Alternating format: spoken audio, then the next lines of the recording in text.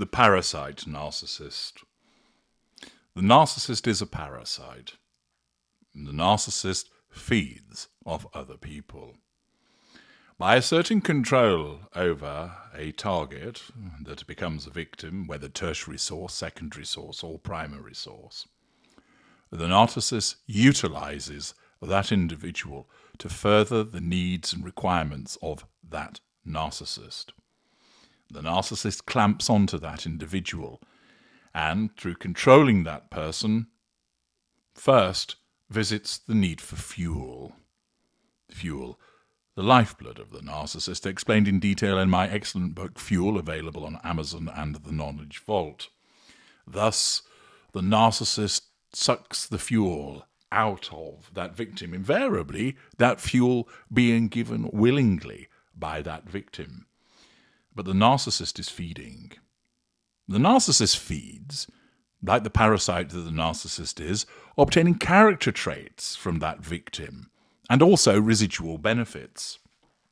In essence, the narcissist uses that victim, taking things from them. And indeed, for many of you that have found yourself on the receiving end of the ensnarement of a narcissist, you can count the cost of this parasitic existence.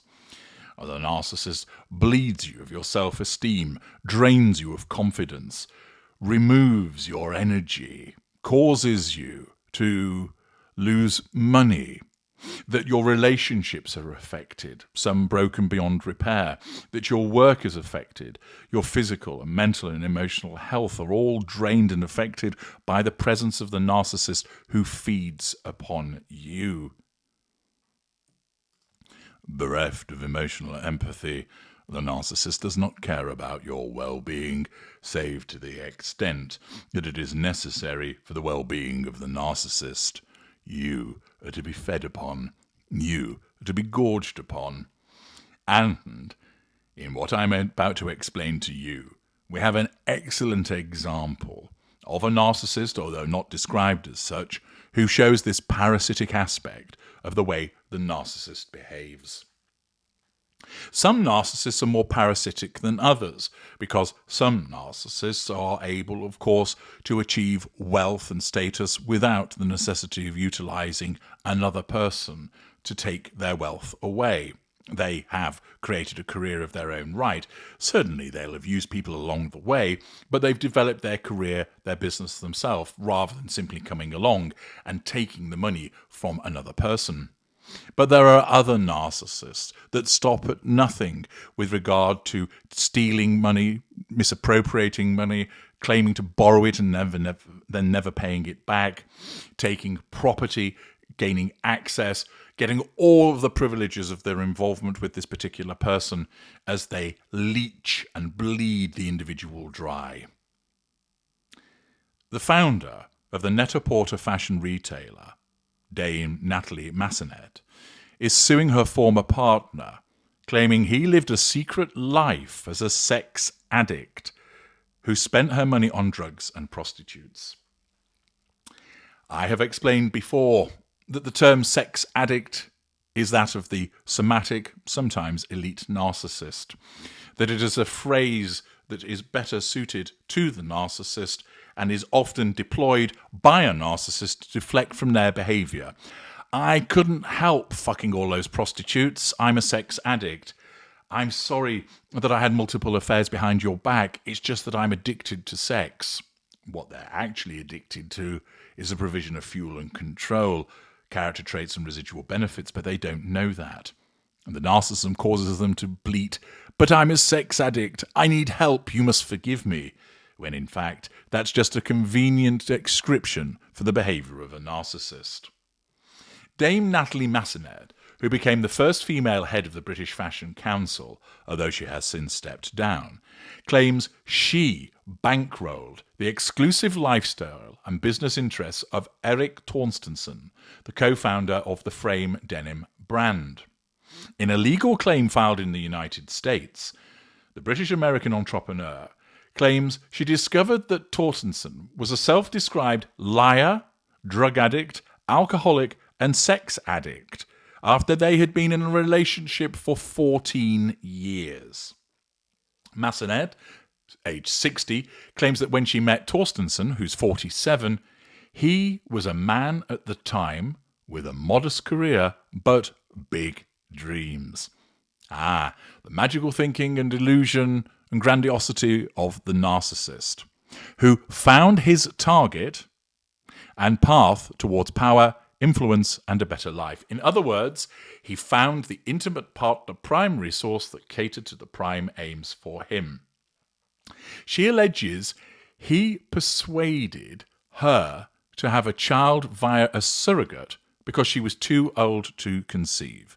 Now, whether that's correct or not, first of all, if it wasn't, that's belittling. If it was the case, that's him utilizing a surrogate, which might not have been something that she would have wanted to do. The suggestion is that she didn't, and she was persuaded to do it, because that allows him to create another tie that binds between him and his victim by having a child together.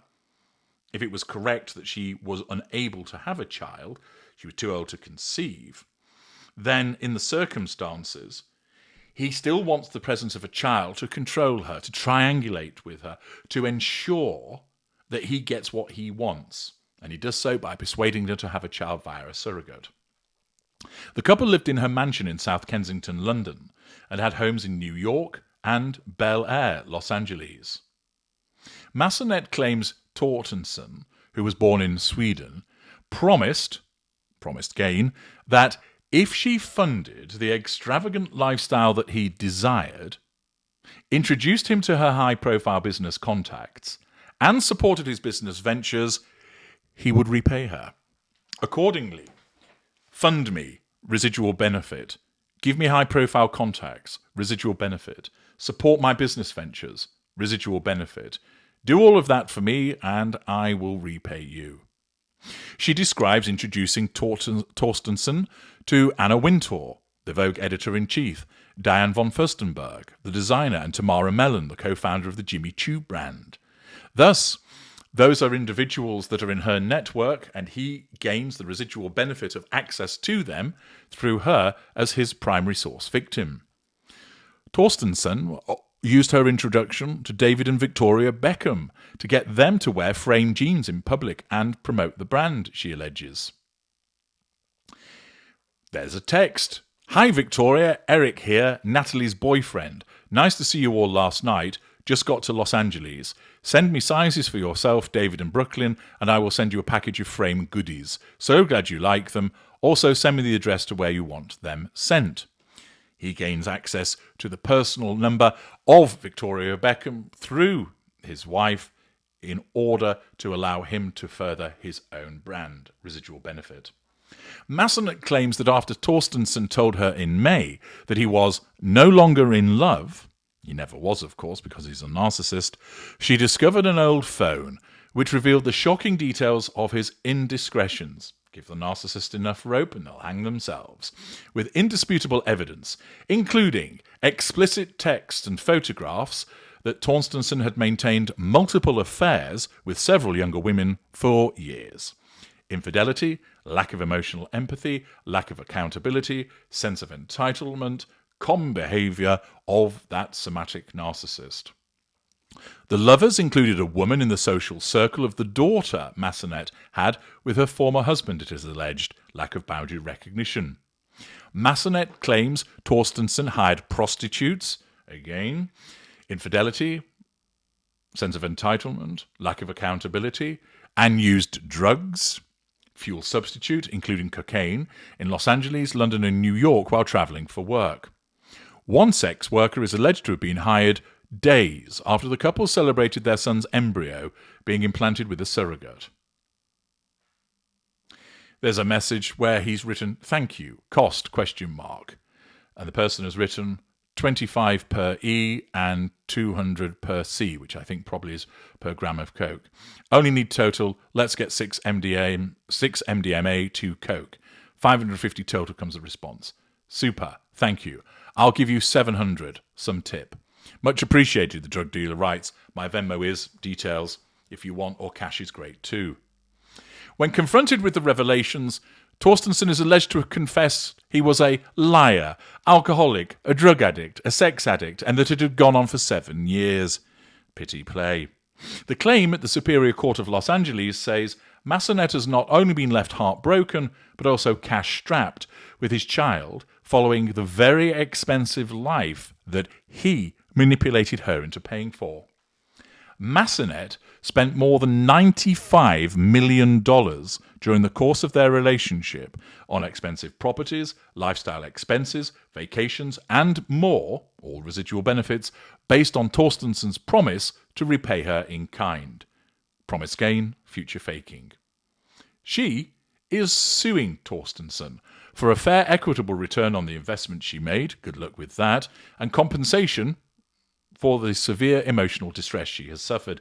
Naturally, the lawsuit is going to be a significant threat to his need for control because it's saying that he's done in the wrong, and also it's seeking money from him, which is looking to pluck a residual benefit away from him, which is a further problem for him.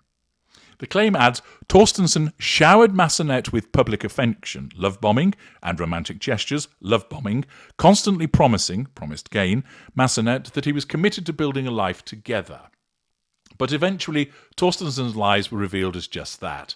All the while, Torstenson had schemed to defraud Massenet out of her hard-earned money and convince her to use her influence and finances to promote and endorse Torstenson publicly and privately under false pretenses. And as soon as he had finished spending her money, he left. In other words, he disengaged from her when she no longer served a purpose. That the disengagement trigger of her no longer serving a useful purpose, in effect, having become a broken down appliance, meant that he went off to feed elsewhere. The classic behaviour of a narcissist, that he love bombs her, that he offers all of these promises of a bright future together so that he can lay his hands on her fuel, her character traits, and those residual benefits of the networks and huge amount of money. She has found out after 14 years of being lied to the extent of his infidelities and his greed, and now is threatening his need for control by way of legal action. I'm sure there'll be more to come in relation to this particularly parasitic narcissist, but it stands as an excellent example of how the word narcissist isn't used when it's quite clear that that's what he is, and yet again we have another unaware narcissist pleading, I'm a sex addict, when in actual fact, he's a narcissist. I'm H.G. Tudor. Thank you for listening.